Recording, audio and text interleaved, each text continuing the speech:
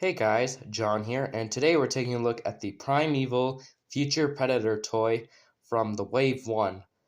I know the previous video I said I wasn't gonna do a Primeval figure review, but I just got this figure yesterday, so I'm just gonna go ahead and do a review on this guy.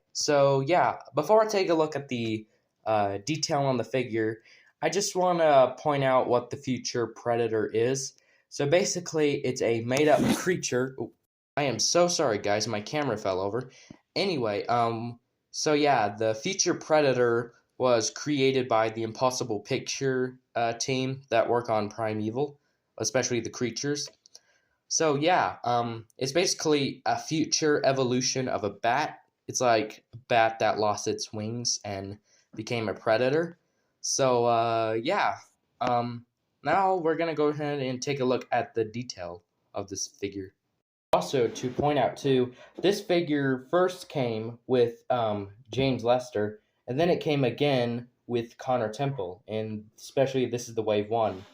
That's what it came with. Let's take a look at the figure itself.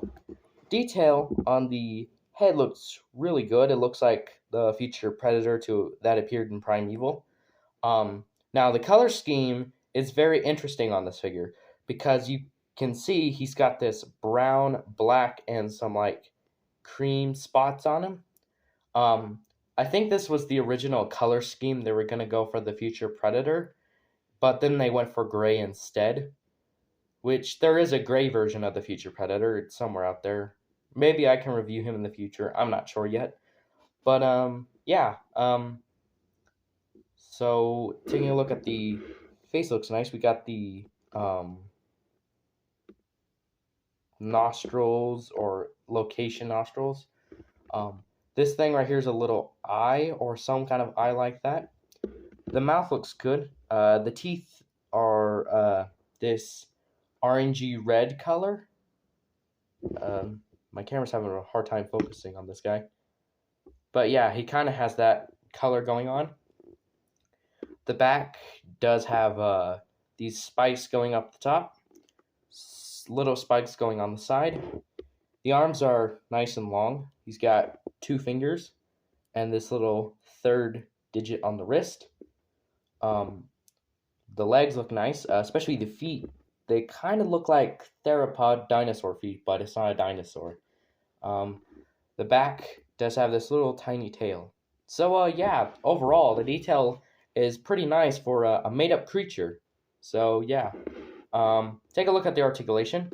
The head can look up and down a little bit. It doesn't do that good. I mean, it could look like that and down a little bit. I wish there was more articulation on the neck.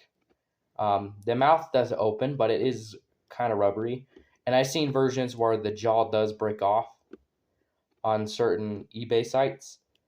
But the arms can rotate, I think, 360 degrees. The elbows bend. The wrist turns. The wrist bends. The torso can go up and down. You can also rotate to create this nightmarish pose. I don't know why if you want this. I guess he could be falling, like kind of thing. The legs I think they can go 360 degrees. I don't want to try it, but the knees can bend, and finally the back legs can rotate at the upper thigh. Yeah. The tail doesn't move, but it is a little bendy. That's all I gotta say for articulation. It's probably the only creature in Wave 1 that has articulation. Really nice. This guy has no features, of course, but I guess you could make him stand up like how they looked in Series 5. It doesn't stand on its own because the feet are not meant to stand like this. I think he's more likely to stand like quadrupedal and more like on 2 legs. But yeah, you can make him stand up like in Series 5. So let me just straighten this guy out really quick. And now we're going to go ahead and measure him.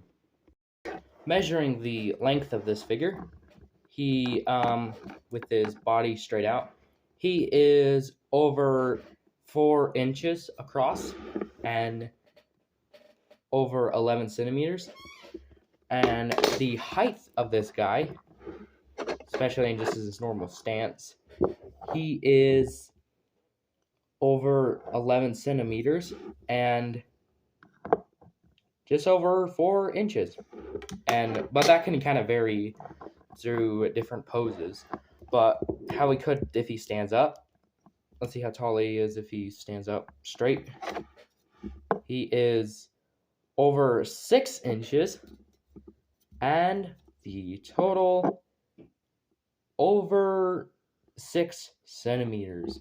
So, yeah, this guy has a lot of articulation. You can get him a variety of poses. So, yeah. Where do you get this figure? eBay is probably your only option, really, to get primeval figures. When I got this guy on eBay, this foot right here is a little warped, so if he does stand, I mean, I guess you could pose it to make it feet stand down, but like 1 foot is a little warped, but that's all right. I don't mind it. So yeah, now we're gonna go ahead and have a size comparison with other character option figures I have. Starting off with Nick Cutter. He stands a good rival inch. I have no idea what I just said. But he does stand fairly good with Nick, especially the human character. Here he is next to the anomaly.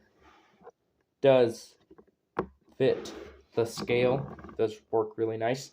Except for standing up, he's taller than the anomaly, but, you know, he's going to be always hunched over. Like in the gorilla position, I call it. And finally, size comparison with another creature I have from Primeval. That's the Hesperornis. It's good. The Hesperornis is obviously small compared to the... Sorry about that. Compared to the show. Yeah. So if you guys enjoyed this video, make sure to like and subscribe.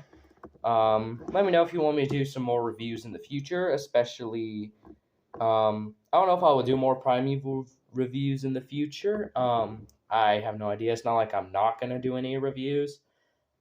But if you guys want me to do some more Doctor Who reviews, I think I have 2 more figures to review. Well, one of them is a figure, one of them is not really a figure. And I can possibly do Schleich figures next. I don't own a lot of Schleich figures, but I can review some of those.